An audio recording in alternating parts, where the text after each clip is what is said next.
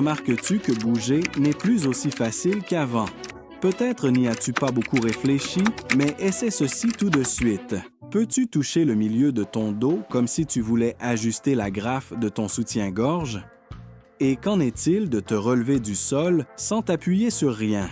Si l'une de ces actions te pose problème, ton corps demande de l'aide.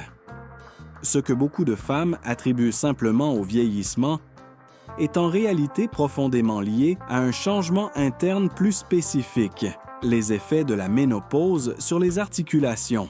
Ce que tu ressens n'est pas seulement de la raideur ou des choses liées à l'âge. Lorsque les niveaux d'œstrogène commencent à diminuer, souvent dès la périménopause, bien avant la ménopause officielle, ton corps entre dans un processus biologique qui affecte bien plus que le cycle menstruel. Les articulations, les tendons et les tissus conjonctifs commencent à se détériorer lentement, devenant moins flexibles, moins lubrifiés et plus vulnérables à la raideur ou à la douleur. Ce n'est pas un problème mineur. À 55 ans, de nombreuses femmes ont déjà perdu jusqu'à 30% de leur mobilité articulaire, sans même avoir subi de blessure.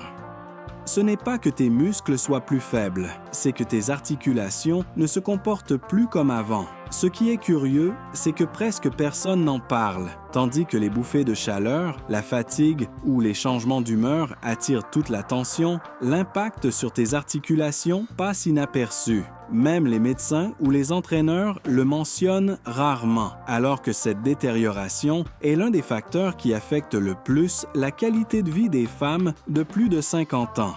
Pourtant, elle est totalement évitable et même réversible si elle est abordée de la bonne manière.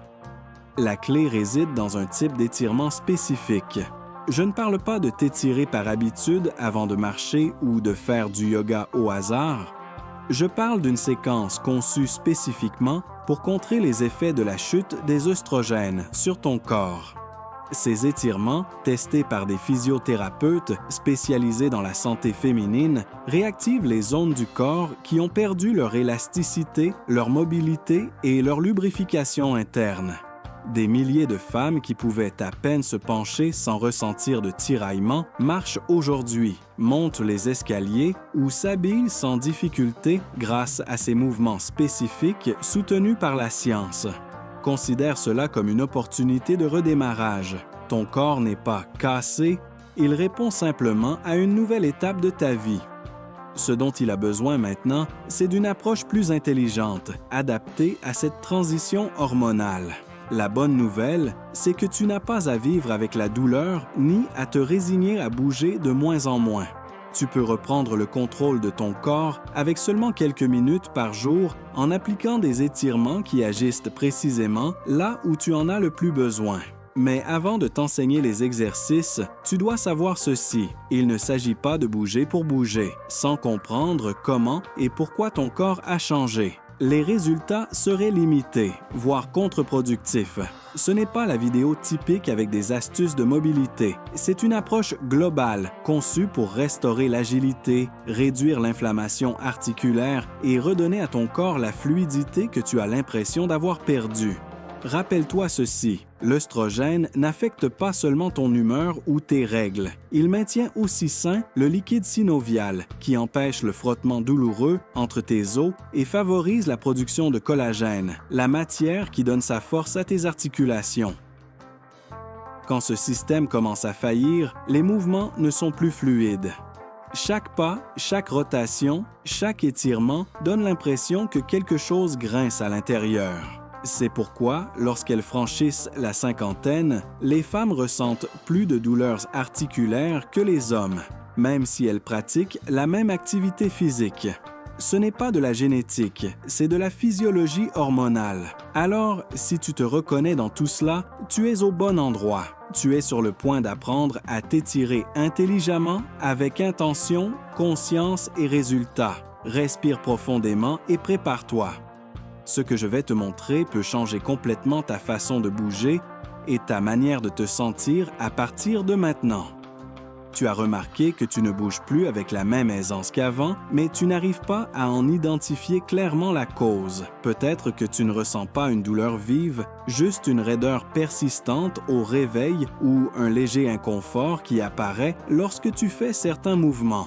C'est le début silencieux de quelque chose qui affecte des millions de femmes sans qu'elles s'en rendent compte. La perte progressive de mobilité articulaire provoquée par les changements hormonaux. À mesure que l'œstrogène diminue pendant la ménopause, la production d'acide hyaluronique, une substance essentielle pour maintenir les propriétés d'amortissement du liquide articulaire, diminue elle aussi. C'est comme si l'huile d'une charnière venait à manquer. Tu ne le remarques pas tout de suite, mais le mouvement devient moins fluide jusqu'au jour où il grince ou cesse de fonctionner. Le plus traître est la lenteur et le silence avec lesquels ce processus progresse. Au début, tu notes peut-être juste une légère raideur qui disparaît après quelques minutes de marche, mais avec le temps, les gestes simples deviennent plus difficiles. Et lorsque tu réalises que quelque chose a changé, tu as déjà perdu une quantité significative de flexibilité que tu aurais pu conserver. Une recherche publiée dans la revue scientifique Maturitas a démontré que les femmes présentant des symptômes ménopausiques intenses sont beaucoup plus susceptibles de souffrir de douleurs chroniques au dos et de maladies comme l'arthrose. Cela confirme ce que beaucoup soupçonnent sans pouvoir le prouver. Leur inconfort articulaire est profondément lié aux hormones. Ce qui est alarmant, ce n'est pas seulement que cela arrive, mais la rapidité avec laquelle cela se manifeste. Des études ont montré qu'en l'absence d'une approche préventive, une femme peut perdre jusqu'à 50% de la flexibilité qui lui reste seulement 5 à 7 ans après ses dernières règles. Il ne s'agit pas d'un vieillissement naturel et progressif, c'est un effondrement structurel accéléré par des processus internes qui, sans attention, s'aggravent. Cette vulnérabilité a des conséquences réelles sur la qualité de vie. La perte de mobilité ne signifie pas seulement de l'inconfort, c'est l'un des facteurs les plus déterminants pour prédire si une femme pourra maintenir son autonomie avec les années. Par exemple, il a été prouvé que les femmes qui ne peuvent pas se relever du sol en utilisant seulement une main à l'âge de 65 ans ont entre 3 et 5 fois plus de risques de perdre leur indépendance fonctionnelle dans la décennie suivante. Et qu'est-ce qui définit réellement cette indépendance? La majorité pense qu'il s'agit d'éviter les maladies ou de maintenir une bonne santé cardiovasculaire, mais la recherche révèle une autre vérité. La capacité à continuer d'effectuer des gestes quotidiens comme se pencher, monter des escaliers ou se lever sans aide est le facteur le plus puissant pour prédire si tu continueras à vivre seul ou si tu auras besoin d'assistance. Visualise ton corps comme une machine de précision. Lorsqu'il bouge régulièrement et avec soin, tout s'emboîte et coule. Mais lorsque le mouvement diminue, même un peu chaque jour, les articulations commencent à perdre de l'amplitude, les muscles s'atrophient et la peur de la douleur réduit encore plus ton activité. Ce cycle d'immobilité crée une tempête parfaite qui conduit pas à pas à une perte fonctionnelle significative. Voilà pourquoi il est vital d'intervenir à temps. Vers la fin de cette vidéo, je te présenterai 5 routines de mobilité spécialement structurées pour des femmes comme toi qui souhaitent maintenir ou retrouver leur agilité à cette étape de leur vie. Mais avant de continuer, je veux te demander quelque chose de simple mais précieux. Mets la vidéo en pause, mets un « j'aime » et abonne-toi. Cela m'aide non seulement à continuer à créer du contenu, mais permet aussi à plus de femmes de trouver ces informations avant qu'il ne soit trop tard. Ta santé articulaire n'est pas un destin inévitable. C'est une trajectoire que tu peux modifier avec connaissance, intention et action. Et le meilleur, c'est qu'il n'est jamais trop tard pour commencer. Lorsque nous parlons de mobilité pendant la ménopause, nous ne parlons pas seulement de douleurs physiques. Nous parlons de quelque chose de bien plus important, la liberté. La liberté de bouger avec confiance, de t'habiller sans aide, d'entrer et de sortir de la voiture sans y penser 2 fois, de monter des escaliers sans crainte ou de tourner la tête naturellement en conduisant. Ces actions ne sont pas de simples détails de la vie quotidienne, ce sont les piliers invisibles de ton indépendance. Et quand elles commencent à faillir, ton monde commence à se rétrécir pas à pas. Ce qui au départ semble être une simple gêne ou raideur devient vite la raison pour laquelle tu arrêtes de faire certaines choses. Tu évites des activités, tu modifies ta routine, tu délègues des tâches que tu faisais auparavant seul. Ce changement peut être si graduel que tu le remarques à peine, jusqu'au jour où tu prends conscience de tout ce que tu as perdu. Et le plus inquiétant, c'est que cette détérioration ne se produit pas de manière uniforme ni au hasard. Selon des revues systématiques d'études sur la mobilité et le vieillissement, il existe certains mouvements clés qui prédisent avec une grande précision le niveau d'autonomie que tu auras dans les années à venir. L'un des plus importants est la capacité à se relever du sol sans aide.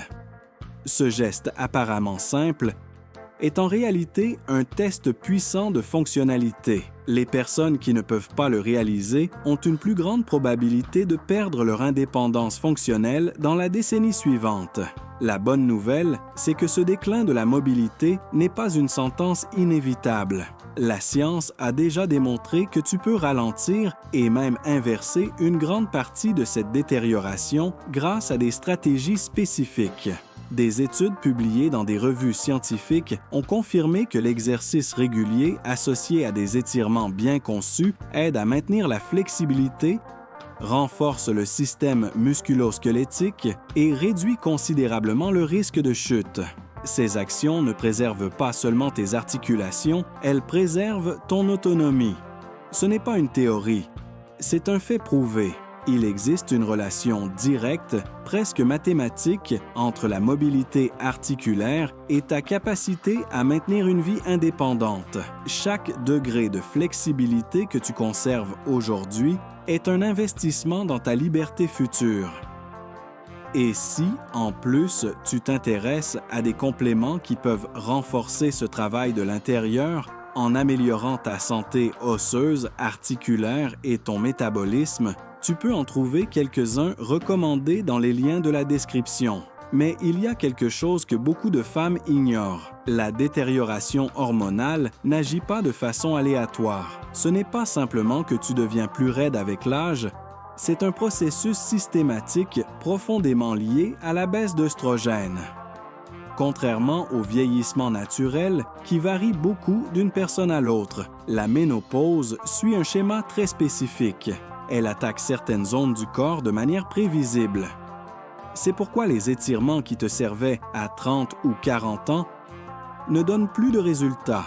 Ce n'est pas que tu fasses quelque chose de mal, c'est que ton corps a changé de l'intérieur.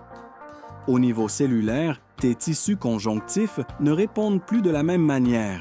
Pourquoi? Parce que l'œstrogène influence directement l'élasticité et l'hydratation de structures clés comme la fascia et le liquide synovial. Les récepteurs d'œstrogène sont concentrés dans des zones spécifiques du corps, ce qui crée des zones critiques où la perte hormonale a le plus grand impact. Ce sont les premières à devenir rigides et ce sont précisément celles sur lesquelles tu dois te concentrer si tu veux retrouver une mobilité réelle. L'une des premières zones à souffrir est l'arrière du corps, les ischio-jambiers et la région lombaire. Cette zone devient sujette à ce qu'on appelle le syndrome de rigidité faciale. Imagine que tes tissus, qui étaient autrefois comme des bandes élastiques souples, se comportent désormais comme des élastiques desséchés qui ont perdu leur capacité à s'étirer. Cela ne se corrige pas avec des étirements communs, tu as besoin d'exercices adaptés à cette nouvelle réalité biologique. L'un des plus efficaces consiste à t'asseoir au sol, jambes tendues devant toi. Garde le dos droit et penche-toi doucement vers l'avant à partir des hanches, jusqu'à atteindre les pieds ou l'endroit où tu arrives sans forcer. Maintiens la position 20 à 30 secondes. Répète 2 à 3 fois en respirant profondément. Ce mouvement agit directement sur la fascia de l'arrière du corps, l'aidant à se rééduquer petit à petit. Une autre zone qui subit des changements drastiques est celle des fléchisseurs de la hanche. Ces muscles, lorsqu'ils se raccourcissent à force de rester trop longtemps assises ou par manque de mouvement conscient, modifient la posture et l'équilibre du corps. Avec le temps, cette contraction constante pousse le bassin vers l'avant, compromettant ta stabilité en marchant et augmentant le risque de chute. C'est pourquoi travailler cette zone est essentiel pour maintenir une posture droite et marcher en sécurité. Tu peux libérer ces muscles en faisant ce qui suit. Mets-toi à genoux avec une jambe devant formant un angle de 90 degrés et l'autre posée derrière. À partir de cette position, pousse lentement les hanches vers l'avant jusqu'à sentir un étirement à l'avant de la cuisse et de la hanche arrière. Maintiens la posture 20 à 30 secondes, puis change de côté. Fais-le 2 ou 3 fois par côté. Avec une pratique constante, tu remarqueras une différence dans ta stabilité et ton alignement corporel. Comprendre comment et pourquoi ton corps change pendant la ménopause te donne le pouvoir d'agir. Il ne s'agit pas de te résigner, mais d'ajuster ta stratégie. Ta mobilité ne se perd pas du jour au lendemain, et c'est précisément ce qui la rend récupérable. En te concentrant sur les zones vulnérables et en travaillant avec ton corps et non contre lui, tu peux reprendre le contrôle de ton mouvement et, avec lui, de ta liberté. Une autre zone critique pendant la ménopause est la ceinture scapulaire, où se concentre une grande quantité de récepteurs d'œstrogènes. Ce réseau complexe de muscles, tendons et ligaments permet de bouger les bras avec amplitude.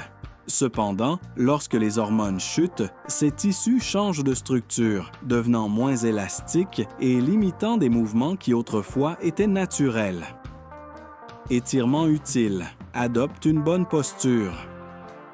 Croise un bras sur la poitrine et utilise la main opposée pour l'approcher doucement. Tiens environ 30 secondes et alterne les côtés. Répète plusieurs fois. Les poignets souffrent également. Avec moins de liquide synovial, la perte d'œstrogène accentue la friction et rend plus difficile des tâches comme ouvrir des bocaux ou écrire. Pour soulager cela, mets-toi à genoux, pose le dos des mains au sol avec les doigts pointant vers toi et déplace doucement ton poids vers l'arrière. Maintiens 20 à 30 secondes. Répète plusieurs fois. Enfin, les chevilles perdent elles aussi de la mobilité. La raideur musculaire affecte l'équilibre et peut augmenter le risque de chute. Pour travailler cette zone, adopte la posture du chien tête en bas. Soulève les hanches en formant un V inversé et pousse lentement les talons vers le sol. Cet étirement favorise la stabilité lors de la marche. Ne sous-estime pas ces exercices. Ils sont simples, mais soutiennent ton indépendance future. Intègre-les à ta routine quotidienne et tu verras le changement. Cette vidéo m'a demandé du temps et du dévouement. Et si tu penses qu'elle peut t'aider ou être utile à d'autres femmes, je t'invite à mettre un « j'aime », à t'abonner à la chaîne et à laisser un commentaire. Cela ne soutient pas seulement ce contenu, mais contribue aussi à ce que la vidéo atteigne plus de femmes qui pourraient en bénéficier. Merci.